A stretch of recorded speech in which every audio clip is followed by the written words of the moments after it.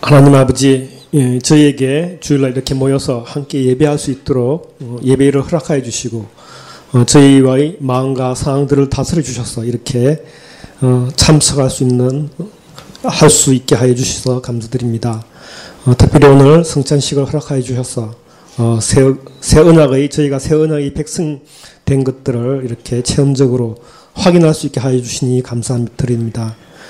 저희가 하나님의 은혜와 섭리적인 보살핌이 없으면 저희가 이 세상에서 보존될 수도 없고 저희의 믿음도 보존될 우리 스스로는 저희 믿음을 보존할 능력도 없는 자들인 것들을 저희가 고백합니다. 저희의 일상생활과 신앙생활이 단정되고 고요한 가운데 유지되고 보호될 수 있도록 저희들을 항상 지켜주시고 지켜주시기를 기도합니다. 지금 저희가 처해 있는 저희 나라의 경제적인 상황이나 전 세계의 경제적인 상황이나 여러 가지 정치적인 소용돌이들이 저희 마음을 불안하게 하고 저희 미래와 저희 자녀들의 미래를 걱정하게 만듭니다.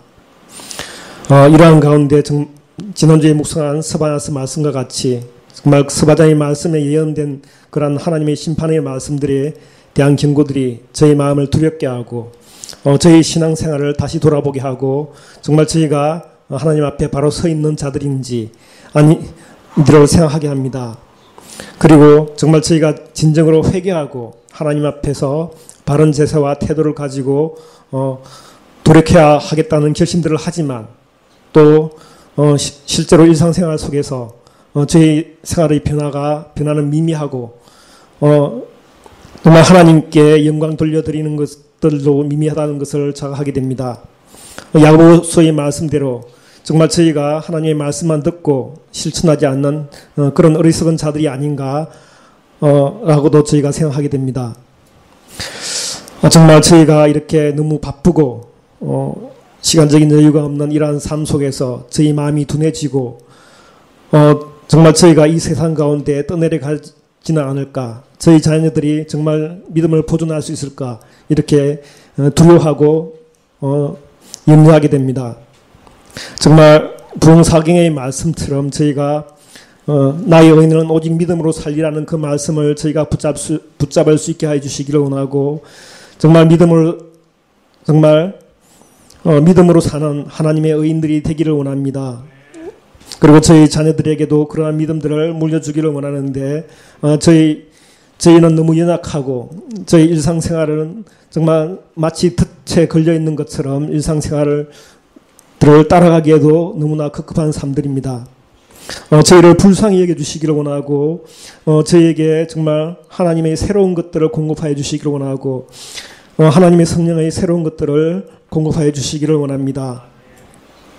정말 저희가 그리스도의 기름 부음에 동참한 그러한 그리스도인의 자아상을 저희에게 회복시켜 주시기를 원하고 그래서 저희가 일상을 산제사로 드리고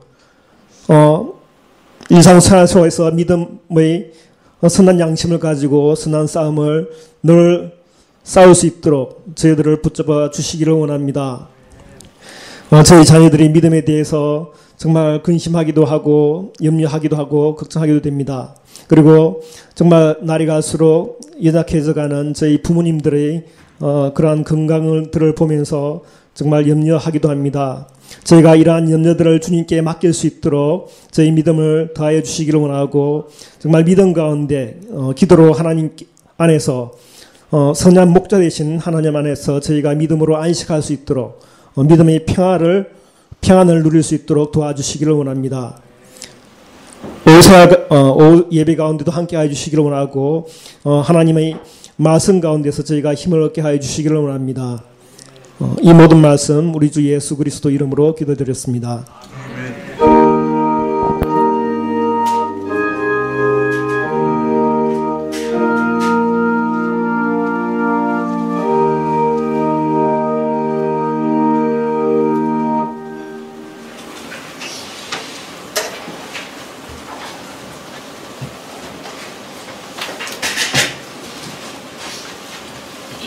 말씀은 요한계시록 6장 10절부터 11절까지 말씀입니다.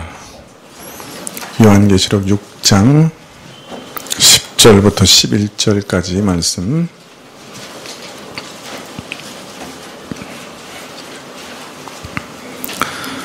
네, 같이 교독하시죠. 네, 6장 10절부터 11절. 큰 소리로 불러 가로되 거룩하고 참되신 대주제여, 땅에 거하는 자들을 심판하여 우리 피를 신원하여 주지 아니하시기를 어느 때까지 하시려나이까 하니, 각각 저희에게 흰 두루마리를 주시며 가라사대 아직 잠시 동안 쉬되 저희 동무 종들과 형제들도 자기처럼 죽임을 받아 그 수가 차기까지 하라 하시더라. 아멘.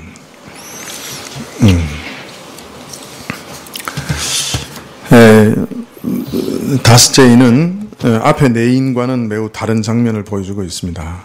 역사가 진행되는 동안 하나님께서 사람들을 보응하시고 그 행위에 보응하시는 심판, 이 역사 가운데 펼치실 것이고, 그로 인해서 수많은 사람들이 죽음에 삼키는 그들이 있을 것입니다. 그러나 다섯째 인은 아주 색다른, 지금까지의 네 인과는 전혀 다른 죽음이 있다 하는 것을 말해주고 있습니다. 바로 하나님의 말씀과 예수의 증거로 인하여 죽임을 당하는 자들이 있다는 말씀이지요. 이런 내용은 이 땅에서 진행될 역사의 성격이 그렇게 단순하지 않다 하는 것을 알려주고 있는 것입니다. 앞에서는 장래의 역사가 붉은색, 검은색, 청황색 말들로 상징된 전쟁과 기근, 그리고 멸망에 가증한 것과 같은 강포한 권력에 의해 살육이 끊임없이 이어지는 전쟁과 기아와 죽음의 역사일 것이다 하는 것을 말하였습니다만, 이런 전쟁과 죽음의 역사 가장 이면에 그리스도와 적 그리스도 간의 영적 전쟁이 있다 하는 것을 이 다섯째 인은 뚜렷하게 알려주고 있기 때문이죠. 그래서 앞으로의 역사는 적 그리스도의 세력이 그리스도와 그를 믿는 자를 짓밟고 환난과 핍박을 가하는 그런 핍박의 역사인 동시에 천국 복음이 모든 민족에게 전파되는 역사이기도 하다. 이것이 앞으로 역사의 가장 중요한 핵심이다. 역사가 흘러가는 가장 중요한 방향이다 하는 것을 말씀하고 있습니다. 그리고 이런 영적 전쟁의 결과 많은 순교자들이 피를 흘리게 될 것이다 하는 사실을 말씀하고 있는 것이죠. 앞으로의 역사는 많은 순교자들이 그 피를 흘리는 역사가 될 것이다 하는 것을 다섯째 인은 우리에게 보여주고 있습니다. 자, 오늘 말씀을 보면 이 순교자들의 외침이 기록되어 있습니다. 10절에 큰 소리로 불러 가로되 거룩하고 참되신 대주제여, 땅에 거하는 자들을 심판하여 우리 피를 신원하여 주지 아니하시기를 어느 때까지 하시려나이까. 우선 이들은 큰 음성으로 부르짖었다 그렇게 말합니다. 우리말로는 불러 가로되 이렇게 되어 있습니다만 정확하게 번역하면 부르짖었다, 외쳤다 그런 뜻입니다. 큰 소리로 외쳤다. 순교자들이 간절히 외쳤습니다. 큰 소리로 외쳤습니다.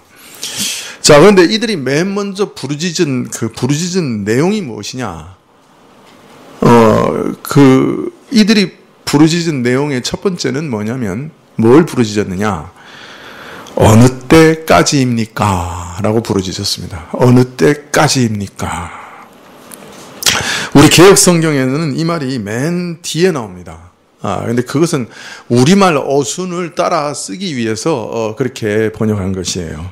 네, 그러나 원래 그 말의 어순 그대로 말하면 어느 때까지입니까? 라고 맨 먼저 외칩니다. 언제까지입니까? 언제까지입니까? 어느 때까지입니까? 언제까지 이 상태를 그대로 내버려 두시겠습니까?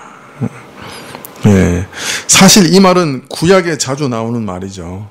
시편 기자들이나 선지자들이 하나님께 울부짖을 때 제일 많이 한 말이 어느 때까지입니까? 언제까지입니까? 이런 울부짖음을 많이 울부짖고 있습니다. 하나님께서 언제까지 이런 상태로 두실 것인지, 우리의 간청을 언제 응답해 주실 것인지, 언제까지 우리의 기도가 이렇게 응답되지 않을 것인지. 네, 이런 기도는 우리도 참 많이 하죠. 그죠? 어느 때까지 내버려 두시겠습니까? 어느 때까지 이렇게 그대로 두실 겁니까? 어느 때 우리 기도를 응답해 주시겠습니까? 아마 참 우리도 참 많이 부르짖는 그런 기도일 겁니다.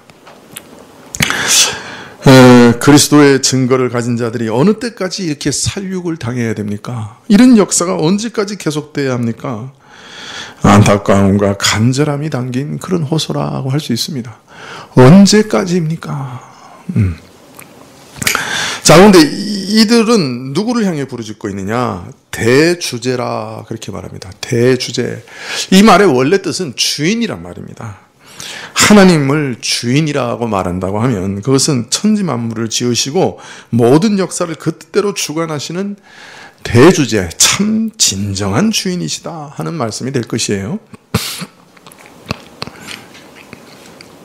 이 역사의 주인을 향해 순교자들이 부르짖고 있습니다. 믿는 자와 불신자, 산 자와 죽은 자, 땅에 속한 자와 하늘에 속한 존재 전부를 그 뜻대로 다스리는 절대 주인을 향해 부르짖고 있는 것이죠. 언제까지 이렇게 하실 겁니까?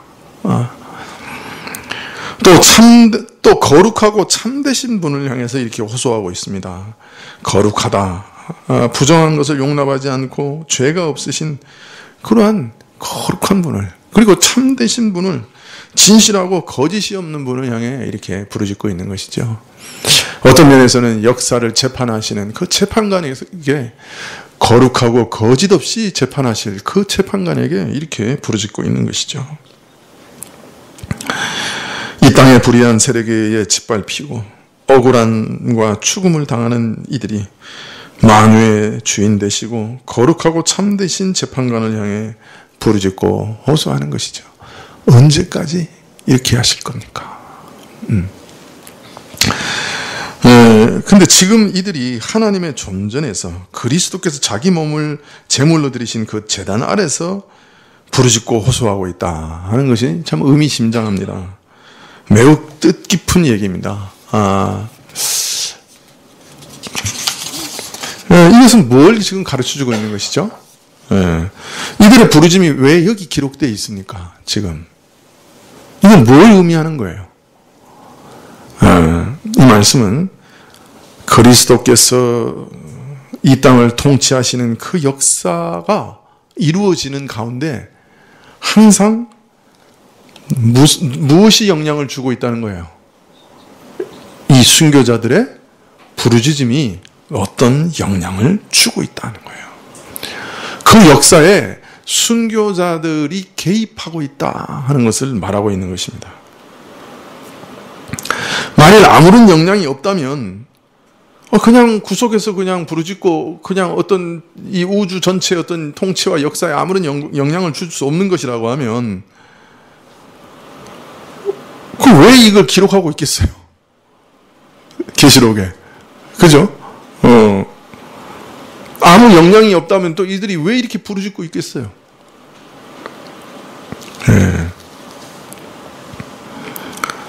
이렇게 큰 소리로 부르짖고 있다고 하는 것은 참 신비한 일이지만 어떤 형태로든지 간에 그리스도께서 통치하시는 이 역사가 펼쳐지고 이루어가는 그 일에 저들이 개입하고 있다. 저들의 부르짖음과 호소와 기도가 분명 개입되고 있다 하는 것을 암시하고 있는 것이죠. 사실 저들의 피는 죽는 것으로 끝난 것이 아니라 하나님을 향한 호소와 간구를 통하여 오히려 더 큰 목소리로, 더 크고 강한 힘으로 역사하고 있는 것이죠. 비록 죽임을 당하였으나 바로 그들의 피로써 죽음을 통해 더욱 적극적으로 역사 가운데 참여하고 있는 것입니다. 이들의 부르짖음과 호소가 하나님께서 이 땅의 역사를 이루어 가시는 일에, 그리스도께서 이 땅의 역사를 펼쳐 가시는 일에 힘이 있는 것이죠. 크게 작용하는 것이죠. 일찍이 하나님께서 동생 아벨을 죽인 가인에게 이렇게 얘기하셨습니다. 가라사대 내가 무엇을 하였느냐? 내 아우의 핏소리가 땅에서부터 내게 호소하느니라. 그 아벨의 그 피가 하나님께 호소하고 있다. 그렇다면 이들 순교자의 피가 얼마나 하나님께 호소하겠습니까? 얼마나 큰 영향을 끼치겠어요. 그죠? 10절 하반절에는 순교자들이 부르짖는 내용이 이제 나와 있습니다. 땅에 거하는 자들을 심판하여 우리 피를 신원하여 주지 아니하시기를 어느 때까지 하실 것입니까? 예.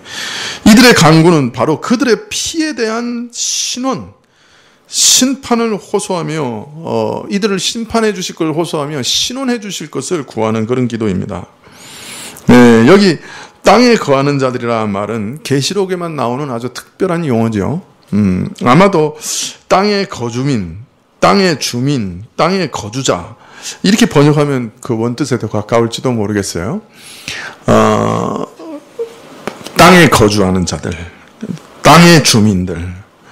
이들은 그러나 인류 전체를 말하는 것은 아니죠. 예, 하나님의 말씀과 예수의 증거를 붙잡는 사람들과는 반대되는 오직 이 땅에만 거하기를 원하는 땅의 주민이죠. 계시록 13장 8절에 보면 죽임을 당한 어린 양의 생명책에 창세 이후로 농명되지 못하고 이 땅에 사는 자들은 다 짐승에게 경배하리라 이렇게 얘기합니다. 이 땅에 사는 자들을 하면 항상 생명책이 기록되지 못한 자들이라는 말이 같이 따라옵니다. 이게 창세기에 한 번만 나오는 게 아니라 이후에도 이렇게 계속해서 나와요. 그래서 하나님의 택하심을 받지 못하고 이 땅 속에 이 세상에 속해 있는 모든 사람들을 가리켜 땅에 거하는 자들이라 이렇게 얘기합니다. 세상에 속한 자들을 심판하여 우리 피를 신원하여 달라. 신원이라고 하는 것은 억울함을 갚아달라, 원수를 갚아달라 그런 뜻이죠. 흘린 피에 합당한 보응을 요청하는 간구입니다. 그런데 이 기도를 읽으면서 이 주석학자들은 참으로 이상하게 생각을 했어요. 어떻게 하나님의 순교자들이 이런 기도를 할 수 있을까? 원수를 갚아달라고? 어떻게 이런 기도를 할 수 있을까? 이렇게 생각을 했습니다. 그래서 상당히 많은 주석학자들은 이 말씀을 읽으면서 이들 순교자들은 성경에 나타난 다른 신자들보다 그 수준이 못하다 이렇게 비판을 해요. 여러분 어떻습니까? 스데반 같은 사람은 그 순교당할 때 어떻게 했어요? 어떻게 기도했어요? 그 신약의 최초의 순교자가 스데반 아니에요?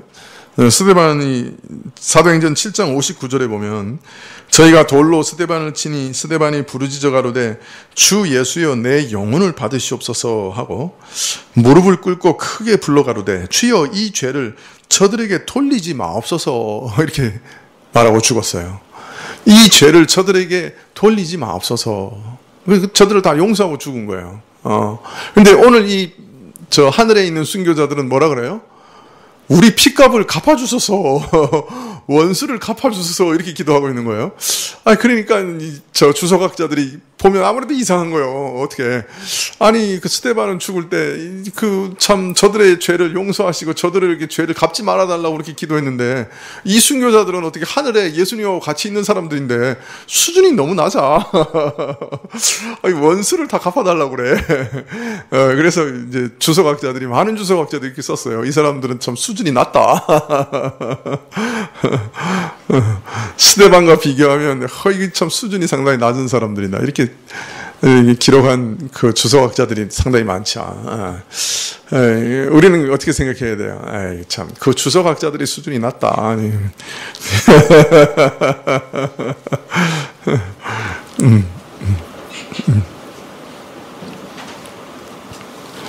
사실 그렇잖아요. 예수님께서 그 1만 달란트 빚진 자들에 대해서 말씀하시면서 100데나리온 빚진 동료, 동관을 그냥 목을 조르면서 그냥 강박하다는 얘기를 듣고 그 주인이 어떻게 합니까?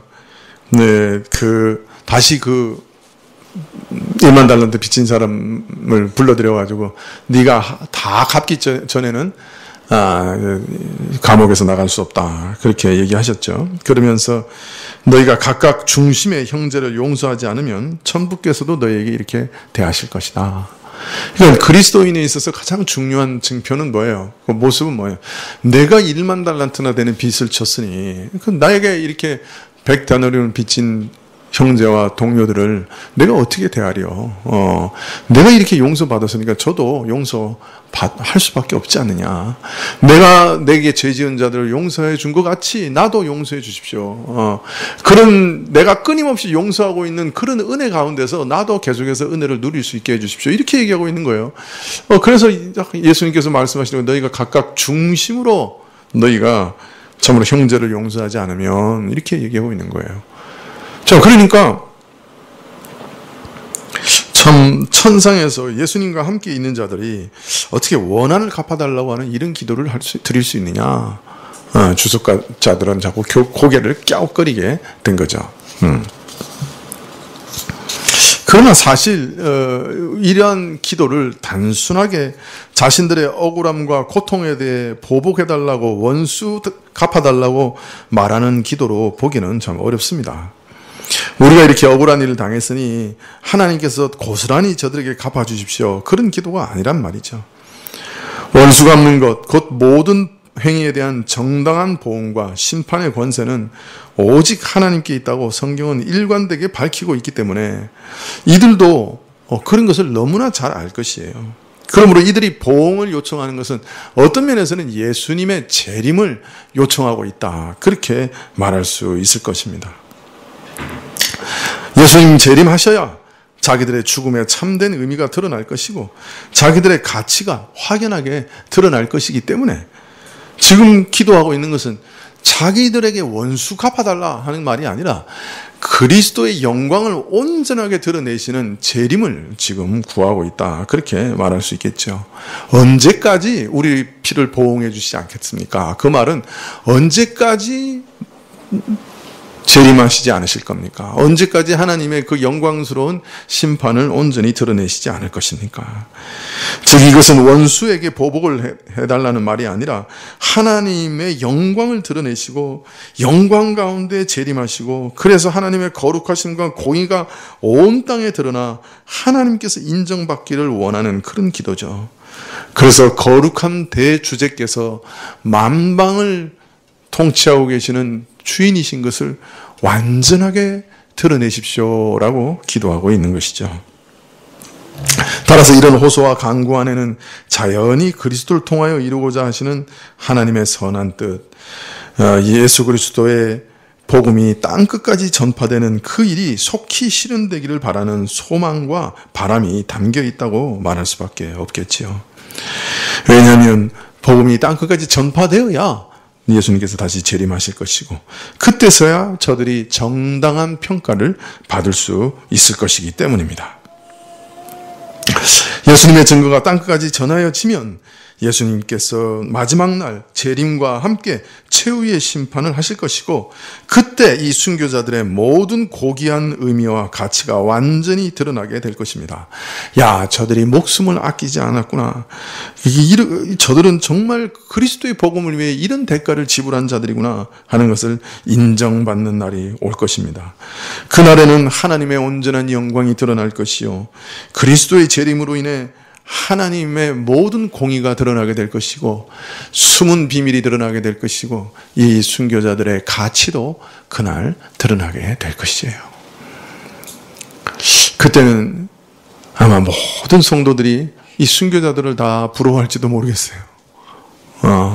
참 얼마나 영광스러운가, 그 가치를 보게 되겠지요.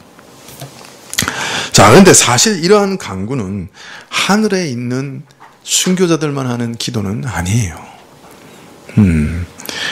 사실 예수님은 이 땅에 사는 모든 신자들도 이런 기도를 하기를 원하셔요. 여러분은 이 땅에 공의가 온전히 실현되고 예수님께서 재림하시기를 정말 기도하고 계십니까? 보통 때는 그런 기도 안 나오죠. 너무 힘들어서 정말 죽고 싶을 때 죽지는 못하고 주님이라도 오십시오, 그렇게 기도하는 거죠. 그러니까 너무 힘들어서 죽고 싶을 때나 하는 기도죠. 이 땅에 주의 영광이 가득하고 주의 재림이 속히 이루어지십시오, 이렇게 기도하는 사람은 거의 없죠. 주님, 제 자식 결혼이라도 시키고 오십시오.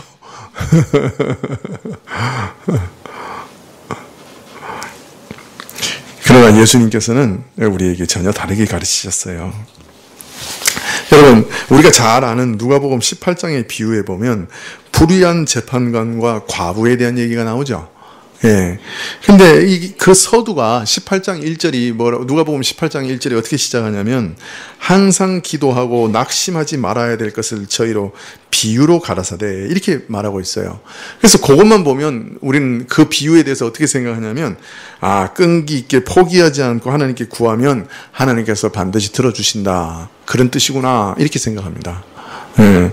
특히 5절에 보면 이 과부가 나를 번거롭게 하니 내가 그 원한을 풀어주리니 그렇지 아니하면 늘 와서 나를 괴롭게 하리라 이렇게 말하는 것을 보면 참 불의한 재판관도 이렇게 얘기하는 거 보니 하나님께 나가서 늘 간구하고 기도하면 하나님께서 들어주신다는 뜻이구나 이렇게 해석할 때가 있습니다. 물론 이런 교훈도 우리에게 주시는 것이 틀림없는 사실이지만 그러나 본문을 주의 깊게 살펴보면 기도하라는 말씀이 좀 다른 중요한 내용과 관련되어 있음을 발견합니다.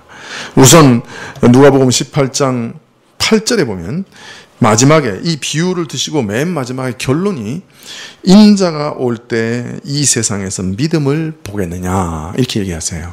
다른 말로 말하면 이 비유가 뭐와 관계 있다는 말이에요. 인자가 세상에 오는 것과 관계 있다는 거예요.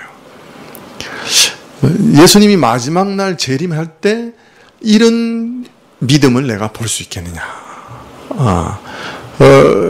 그래서 이 비유는 예수님이 마지막 오시는 재림과 어떤 관계가 있다는 거예요.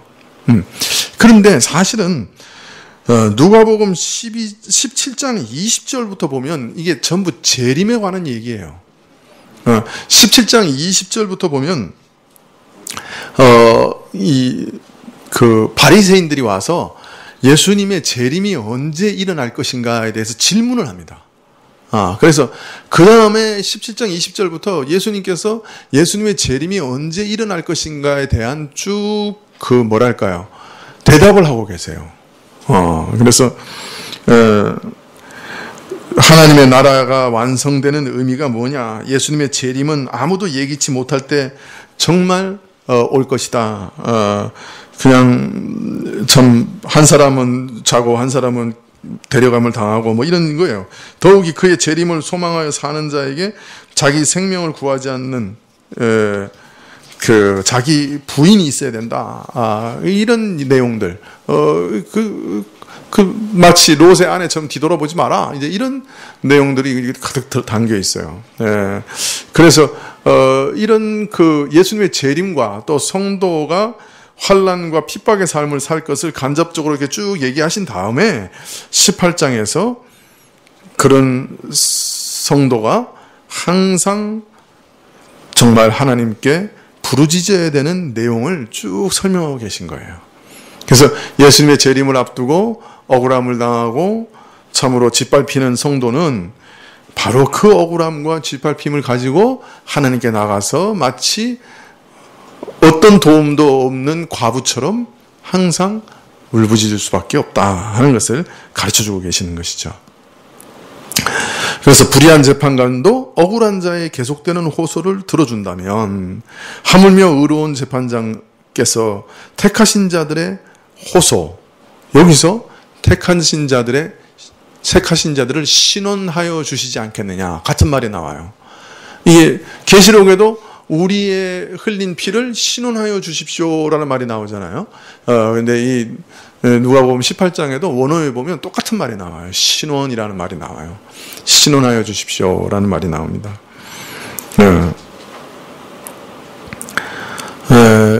그래서 이런 믿음, 아무리 어그러지고 아무리 억울한 일을 당하고 자기 자신이 지금 당장 억울한 일을 당하고 있지만 하나님의 의로우신 통치에 대한 신뢰와 믿음이 흔들리지 않는 그런 믿음이 있어야 된다.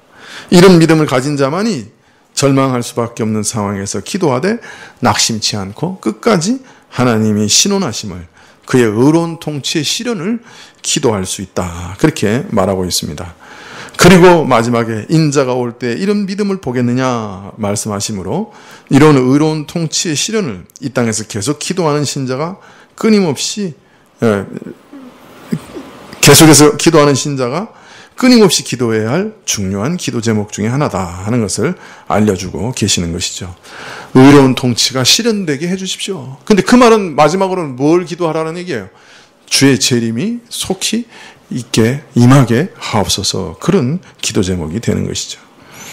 주의 의로운 통치가 온 땅에 가득하게 해주십시오. 그것이 확연하게 찬연하게 드러나게 해주십시오. 그 말은 주의 재림이 속히 임하게 해주십시오 하는 그런 말이 될 것입니다. 자, 그러고 보면 하늘의 순교자들은 예수님의 그 제단 옆에서 끊임없이 기도하고 있어요. 그죠? 우리의 핏값을 속히 갚아주십시오. 주께서 속히 재림하셔서 주의 공의를 온 땅에 드러내십시오 라고 순교자들이 이구동성으로 큰 소리로 기도하고 있어요. 그리고 땅에는 모든 참 믿음 가진 자들이 우리가 당하고 있는 이 억울함을 호소하면서 하나님, 우리가 당하는 이 억울함을 신원해 주세요. 주께서 속히 임하셔서 이 모든 신자들이 당하는 이 고통과 억울함에서 우리를 건져주세요. 그렇게 부르짖고 있는 거예요. 이걸 뭐라 그래요? 이걸 앙상블이라 그래요? 하모니라 그래요. 기도의 하모니. 천국에서 주께서 속히 임하소서, 주의 재림으로 우리의 모든 억울함을 신원해 주소서, 이렇게 기도하고 있고, 땅에서 모든 신자들도 계속해서 대적에게 짓밟히고 고통당하면서 그 맨날 억울함을 당하고 그것도 해소도 되지 않는 그런 답답한 사정에서도 그 믿음이 무너지지 않고 오히려 주여, 우리가 당하고 있는 이 억울함을 주께서 신원해 주십시오. 주께서 속히 재림하셔서 우리가 당하는 이 고통을 구원해 주소서, 이렇게 기도한다는 거예요. 얼마나 아름다워요. 그림이 이렇게 아름답게 그려지잖아요.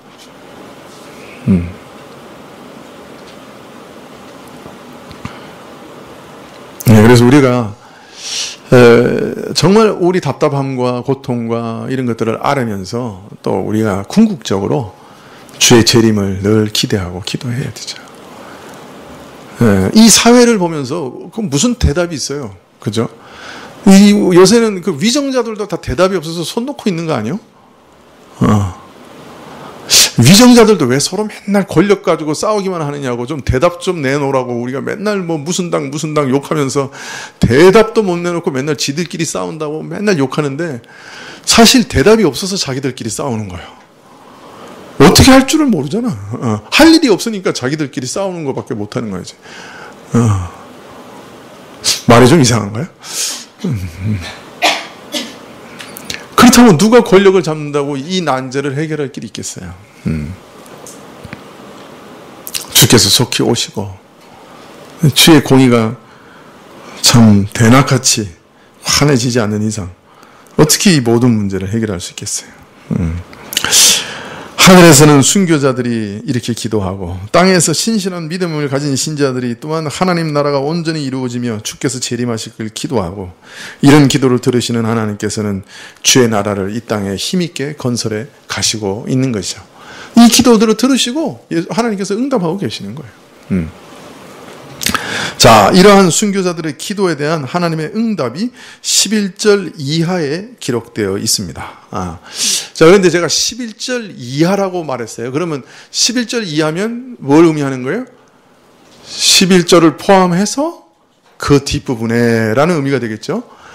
그러면 무엇까지도 이 기도의 응답이라는 얘기예요? 네? 예. 11절 이하에는 뭐가 나와요? 6번째 인이 나오죠. 그래서 6번째 인에 기록된 내용도 바로 이 순교자들의 기도에 대한 응답이다라고 볼 수 있는 거예요. 자, 11절에 먼저 보시겠습니다. 각각 저희에게 흰 두루마기를 주시며 가라사대 아직 잠시 동안 쉬되 저희 동무종들과 형제들도 자기처럼 죽임을 받아 그 수가 차기까지 하라 하시더라. 여기 두루마리 아니고 두루마기입니다. 두루마리는 화장지, 같이 생긴 것을 두루마리라고 하고, 두루마기는 긴 옷을 얘기합니다. 겉에 입는 긴 옷입니다. 제사장, 구약의 제사장도 이런 긴 옷을 입었죠. 이것은 단순히 일반적인 의미라기보다는 어떤 지위와 권세와 영광을 나타내는 상징적인 기능을 합니다. 특히 계시록 7장에 보면 14만 4천이 나오는데 그 사람들이 입은 옷이 흰 두루마리예요. 두루마기예요. 저도 헷갈리네요. 흰 두루마기를 입어요. 그런데 그 흰 두루마기를 가리켜서 어린 양의 피에 씻어 희게 하였다고 7장 14절에 얘기해요. 그래서 어린 양의 피에 씻어 희게 한 흰 두루마기를 입었다, 그렇게 말합니다. 여기서 흰 두루마기는 어떤 지위를 상징하고 있어요. 그리스도의 피로 말미암는 어떤 은혜를 상징하고 있는 것이죠. 그리스도의 피로 얻게 된 어떤 고귀한 지위를 상징하고 있어요. 그리스도의 피로 씻음받아 얻게 된 그 의가, 그가 우리에게 이루신 성결이 바로 이들이 얻은 두루마기라, 그렇게 말할 수 있겠습니다. 영원한 의를 얻었죠. 그리스도의 피를 통해. 또 그가 날마다 우리를 씻어주시는 은혜로 우리가 성결을 얻고 있죠. 여러분, 우리는 결코 우리 몸 전체가 더럽혀지는 그런 일은 없습니다. 그죠? 그 맨 마지막에 세족식 할 때 예수님께서 우리 발을 씻기셨잖아요. 그 베드로, 뭐라 그래야 돼요? 형님? 베드로 할아버지? 하여튼 베드로가 얘기했어요. 저는 절대로 못 씻기십니다. 그러니까 예수님께서 얘기하셨죠. 내 발을 씻기지 않으면 너는 나하고 아무 상관이 없다. 그래서 또 오바 잘하는 우리 베드로 형님이 또 이렇게 얘기하셨죠. 하여튼 늘 감사해요. 예. 뭐라고 얘기했어요? 저 온몸을 씻겨주십시오. 목욕시켜주십시오. 그랬죠. 그랬더니 또 예수님이 아주 귀한 진리를 얘기하시죠. 너희는 이미 내 말로 인해 온몸이 깨끗하다. 온몸이 깨끗한 자는 발만 씻을 필요가 있다. 발만 씻으면 된다. 그렇게 얘기하셨죠. 예수님을 믿는 순간에 우리는 예수님의 의를 얻고, 예수님을 믿는 순간에 우리 온몸은 그의 피로 깨끗하게 씻김을 받습니다. 그래서 그리스도의 의와 그리스도의 거룩을 같이 받는 거예요. 그걸 보통 이제 확정적 성화라 그래요. 그래서 우리 몸은 완전히 깨끗하게 그 씻음을 받습니다. 그래서 의만 받는 게 아니라 예수님의 거룩도 선물로 받는 거예요. 그래서 온 몸이 이미 완전히 깨끗해요. 그런데 우리가 이 땅에 살아가는 동안에 계속 뭐가 더럽혀져요? 발이 계속 더럽혀집니다. 그래서 우리가 죄를 고백하는 것은 뭐냐면 내 발이 더러워졌습니다. 씻어주십시오라는 뜻이에요. 그래서 요한일서 1장 8절부터 보면 뭐라고 얘기해요? 너희가 너희 스스로 죄 없다 하면 거짓말하는 자다. 거짓말하는 자라. 그러나 너희가 너희 죄들을 고백하면 뭐라 그래요? 너희 죄를 용서하시고 너희를 깨끗게 하시겠다. 그렇게 얘기합니다. 그래서 우리가 내 죄를 고백해서 내가 이런 죄를 지었습니다. 용서해 주십시오라는 말은 내 더럽혀진 발을 그리스도께 내미는 겁니다. 그럼 예수님은 우리 죄를 용서하시고 그 더럽혀진 발을 깨끗하게 씻겨주시는 거예요. 그래서 사실은 뭐 종종 저도 우리 온몸을 깨끗하게 씻어주십시오라고 기도하지만 정확하게 기도하면 우리 발을 씻겨주십시오 이렇게 기도해야 되는 거죠. 왜? 우리 온몸은 이미 깨끗한 거예요. 그죠? 우리가 죄를 지어도 아무리 지독한 죄를 지어도 어떤 면에서는 발만 더럽혀질 뿐이라. 그리고 그 죄를 또 고백하면 그 발을 씻겨주시는 거예요. 그러나 예수님 믿기 이전처럼 우리 온몸이 더럽혀지는 일은 다시 없는 거예요. 우리한테는 이제 그런 일은 없는 거예요. 그래서 그리스도의 보혈로 그 피로 계속해서 씻는다는 말은 그런 의미라. 그래서 그 보혈로 우리에게 의를 주셨고, 그 보혈로 우리에게 완전한 성화를 주시고, 확정적인 성화를 주시고, 또 우리 발을 계속 씻겨서 점진적으로 성화를 이루어 가시죠. 우리 성품 가운데.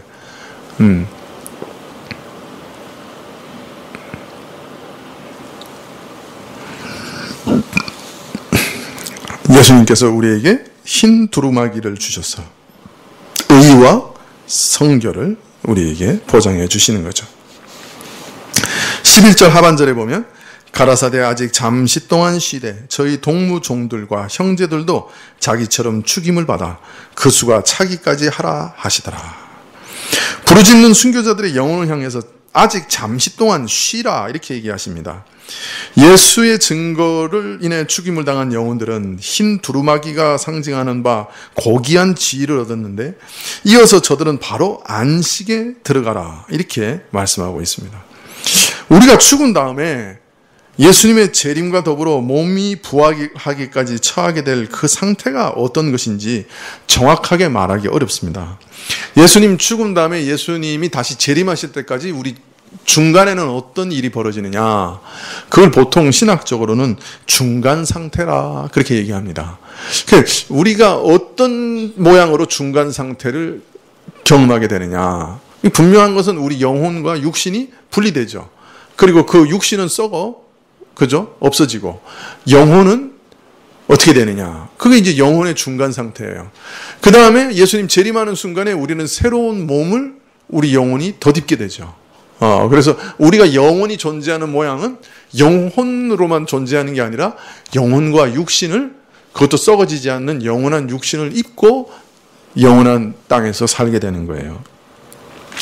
자, 그런데 그 중간 상태, 몸이 부활하기까지 우리는 어떤 상태에 처하게 되느냐?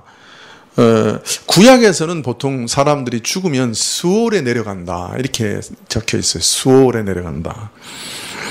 그래서 어떤 분들은 이렇게 얘기합니다. 수월이라고 하는 것은 어떤 장소다. 그렇게 생각을 해요. 내려간다 이런 표현을 쓰니까 수월은 어떤 장소다.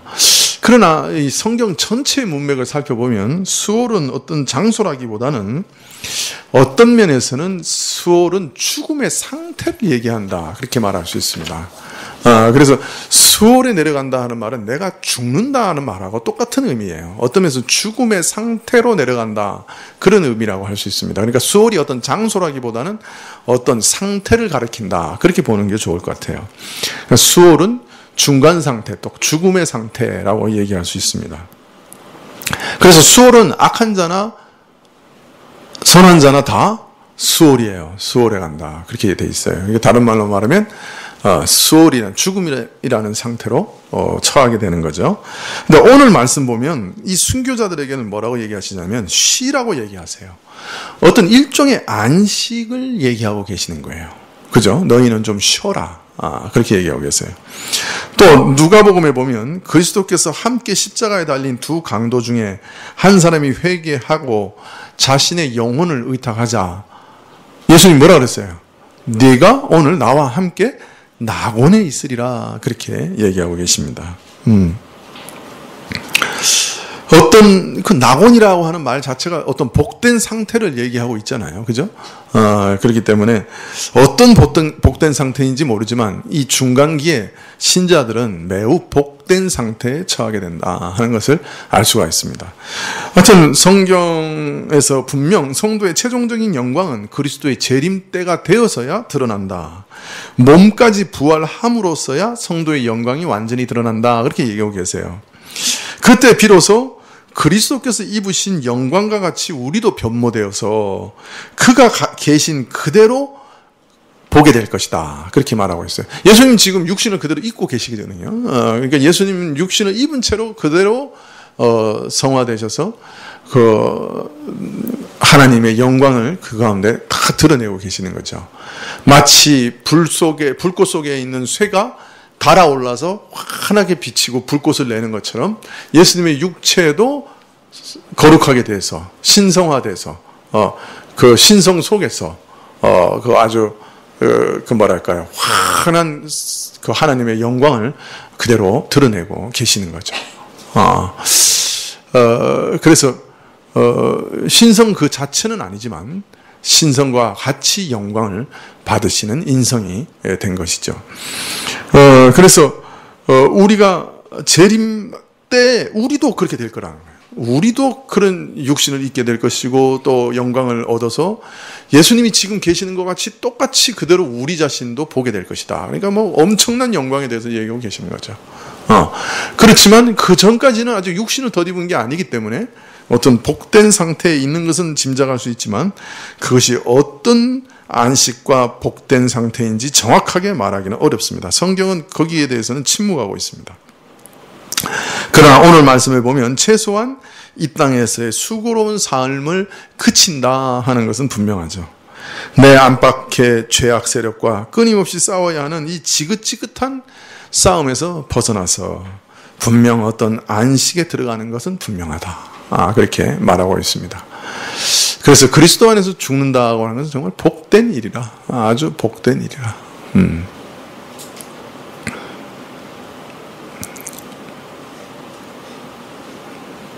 그래서 영국의 청교도들은 아주 이상한 생각을 갖고 있었어요. 그 신자 중에 젊은 청년이 죽으면 아주 복되다 그랬어요. 우리는 늙어 죽어야 복되다 그러잖아요. 근데 청교도들은 그 신앙 좋은 청년이 죽으면 복되다 그랬어요. 그 고생 안 하고 천국에 갔다고. 어느 게 맞는 건지 모르겠어요.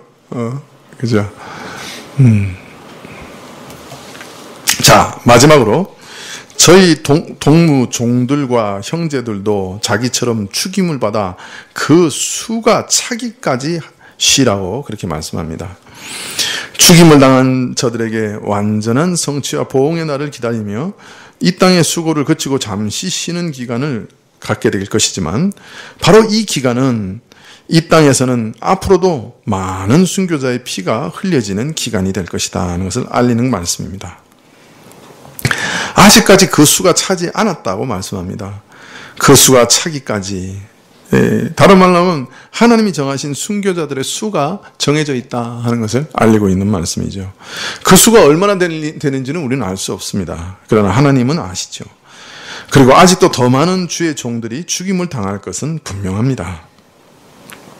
자, 그러나 그 수가 차기까지라는 말은 또 다른 의미가 있습니다. 이 말은 순교자의 죽음도 주님께서 확실하게 관여하고 계시다 하는 것을 동시에 말씀하시고 계시죠. 죽음자의 수가 계획되어 있다면 그의 죽음도 계획되어 있을 거예요. 그죠? 다른 말로 말하면 순교자의 모든 죽음에 대해서 하나님은 계획되어 있고 그 일을 따르는 것입니다. 그래서 많은 신실한 증인들이 죽임을 당할 것을 알리고 계시지만 그러나 이 순교도 하나님의 계획과 통제 안에 있는 순교라 하는 것을 말하고 계신 거죠. 그래서 성경에는 순교를 은사라고 말하는지 모릅니다. 하나님께서 은사를 주셔야 순교할 수 있다. 그렇게 말합니다. 순교자의 수가 언제 완전해질지를 결정하는 것도 하나님의 손에 달려있다. 사람의 생각과 외형적인 모습만 본다면 순교자들의 죽음이 그들을 핍박하는 사람들의 손에 있는 것처럼 보이지만 사실은 하나님의 목적과 그의 주권적인 통치에 달려있는 일이라. 주님의 신실한 증인들이 묵묵하게 죽어가는 일은 하나님께는 패배요, 교회는 심각한 손해와 상처를 입히는 것처럼 보이지만 그것은 복음의 진보와 주님의 백성의 증가를 항상 가져왔지요. 순교자의 피가 교회의 씨라고 말하는 터툴리안의 유명한 말은 항상 진리로 드러났습니다. 심지어 그를 죽이는 사람들까지도 이상하게 생각하는 거예요. 저들의 믿음은 도대체 어떤 믿음이길래 저렇게 죽음도 불사하는가? 죽음도 저들의 믿음을 꺾지 못하는가? 저들을 저렇게 죽음 가운데도 담대하게 하는 그런 믿음이라면 나도 좀 가져봤으면 좋겠다. 항상 죽음의 공포 앞에 떨는 우리 같은 인생이 어떻게 저런 담대한 믿음을 다 가질 수 있을까?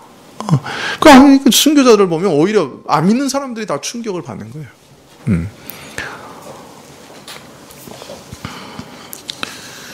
우리는 다섯인에 관한 말씀을 통해 죄악과 죽음, 절망뿐이요 아무런 것도 소망이 없는 것 같은 바로 이 땅의 역사 속에서 하나님의 거룩한 뜻이 흔들림 없이 진전되고 이루어지고 있다는 사실을 발견하게 됩니다.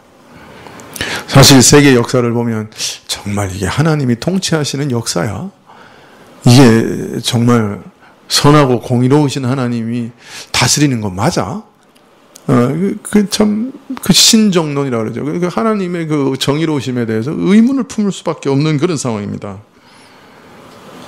그런데 이 계시록의 6장에 있는 이 5인을 우리가 가만히 살펴보면 바로 이 비참한 역사도 하나님께서 지금 다 계획하시고 또 그것을 일일이 통치하시고 다스리시고 펼쳐가시는 역사다. 그리고 그것을 이미 예언하고 계시다 하는 것을 알 수가 있습니다. 왜 그런데 이런 것을 미리 우리에게 알려주십니까?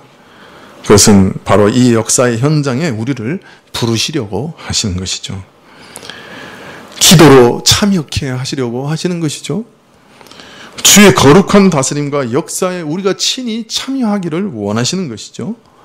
우리도 주의 복음을 땅끝까지 전파하시는 그 전쟁에 함께 참여하기를 원하시기 때문에 이것을 기록하고 계신 것이죠.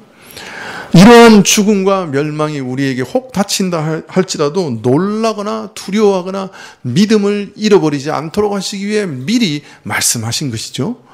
이런 일들은 주님이 계획하신 일이라. 이런 것을 알았던 사람들은 오히려 순교를 큰 영광으로 알았죠.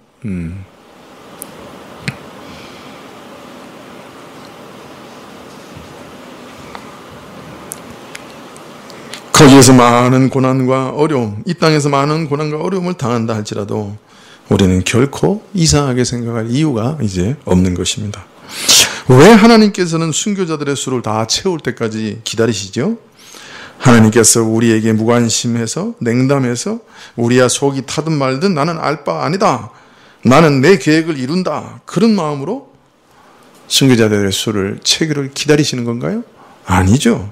어찌하든지 우리 죄인들이 다 회개하고 다 구원에 이르기를 원하시기 때문에 오래 참고 기다리시는 것이죠. 그것을 순교자들의 수를 다 채울 때까지라고 지금 말씀하고 계시는 것이죠. 내가 오래 참아야 한다. 내가 오래 참을 것이다. 저들이 다 회개하고 돌아올 때까지 내가 오래 참을 것이다 하는 말씀을 달리 돌려서 이렇게 말씀하시는 것이죠. 모든 죄인들이 회개하고 참 믿음을 얻을 시간을 주시려고 이렇게 오래 참으시는 것이죠. 자, 그렇다면 우리는 어떤 자세를 취해야 되겠습니까? 네, 우리 마음과 행실을 거룩하게 해야 되겠죠. 우리는 우리 안에 그리스도가 계시고 우리가 그리스도 안에 있는 그리스도와 연합된 자들 아닙니까?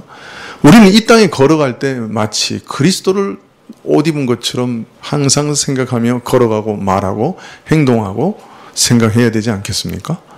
내가 그리스도처럼 내 안에 그리스도가 계시고 나를 볼 때 세상 사람들이 그리스도를 보는 것처럼 나도 말하고 행동해야 되지 않겠습니까? 또 무엇을 준비해야 되겠습니까? 언제든지 부르시면 갈 수 있는 준비를 해야 되겠죠? 주여 어서 오십시오. 우리 안에 오셔서 이 모든 불의와 더러움과 억울함을 해결하시고 주의 영광을 온 땅에 충만하게 드러내십시오 라고 기도하면서 주님 그러나 지금은 오지 마십시오. 그렇게 기도할 수는 없잖아요. 그죠? 주께서 부르실 때는 언제든지 기쁨으로 응할 수 있도록 준비해야 되겠지요. 뒤돌아보지 말아야죠. 주께서 오라 그러시면 그분께로 바로 가야죠. 뒤돌아보지 말고, 우리 자녀도 돌아보지 말고, 자녀들도 하나님께서 하나님의 손에 맡기고, 그죠? 그냥 가야죠. 이것이 오늘 말씀의 교훈이라 그렇게 말할 수 있겠습니다. 언제든지 준비하며 있으라. 언제든지 준비하면서 예비하면서 살아가자. 그것이 오늘의 말씀의 교훈입니다. 네, 기도하시겠습니다.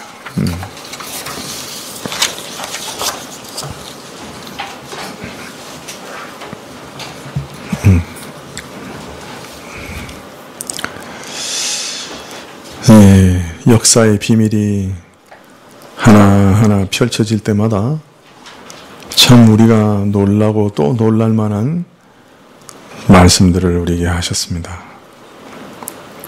또 이 역사의 비밀, 이 역사들이 왜 이처럼 암울하고 왜 이처럼 이 역사 가운데 고통과 혼란이 많고 왜 이 인류의 역사 가운데 극심한 전쟁과 빈곤과 참 사륙의 두려움이 가득 차 있는지 그 비밀을 또한 알려주셨습니다. 그러나 역사는 반드시 비극적인 것만은 아니고 그런 가운데도 마치 생수가 광야에 흘러가듯이 주의 복음이 온 세상을 향해 흘러가고 있음을 우리에게 또한 보여주셨습니다. 이러한 역사 가운데 우리는 어떻게 살아가야 할지요? 이 거대한 역사의 흐름 속에서 우리는 무엇을 해야 될지요? 하나님께서 우리 각자에게 말씀하시고 인도하시기를 간절히 기도드립니다. 예수님의 이름으로 기도합나이다. 아멘. 예, 주님 가르치신 기도로 예배를 마치겠습니다. 하늘에 계신 우리 아버지시여, 이름이 거룩히 여김을 받으시오며 나라의 임하옵시며 뜻이 하늘에서 이룬 것 같이 땅에서도 이루어지이다. 오늘날 우리에게 일용할 양식을 주옵시고 우리가 우리에게 죄 지은 자를 사하여 준 것 같이 우리 죄를 사하여 주옵시고 우리를 시험에 들게 하지 마옵시고 다만 악에서 구하옵소서. 대개 나라와 권세와 영광이 아버지께 영원히 있사옵나이다. 아멘.